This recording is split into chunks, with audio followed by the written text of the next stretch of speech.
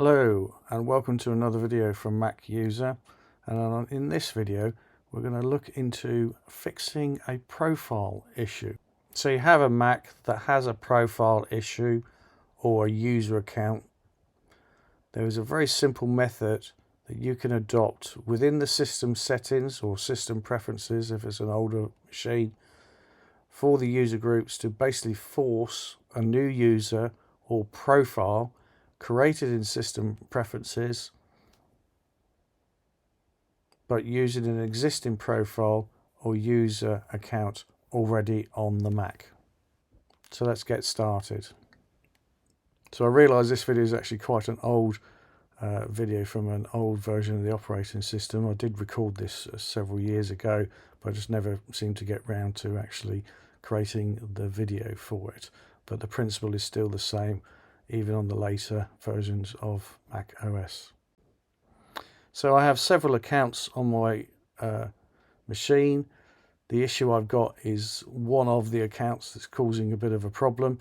So when we log into the account, I can see the profile. Obviously I've created these as a test bench machines, and to locate that this actually is the profile, I've created a test folder on the desktop so you can actually see it. So the first thing I'm going to do, I've logged into the account, is I always go to Finder and make sure that the hard drive is actually available.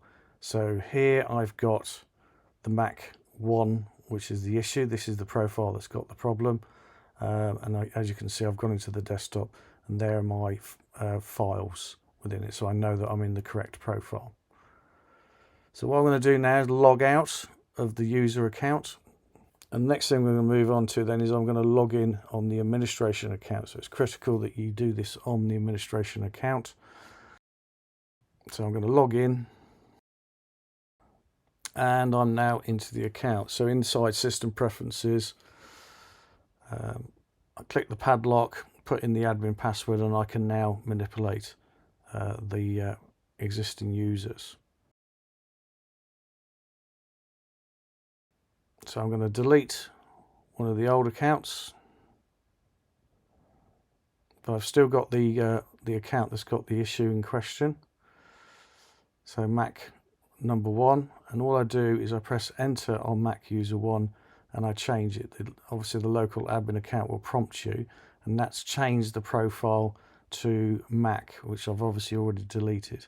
I create a new user account called Mac, put in obviously your default password, and then create user. And from create user, it will identify that I've already got a profile already created, and all you do is you give it the option to say use existing profile for that account.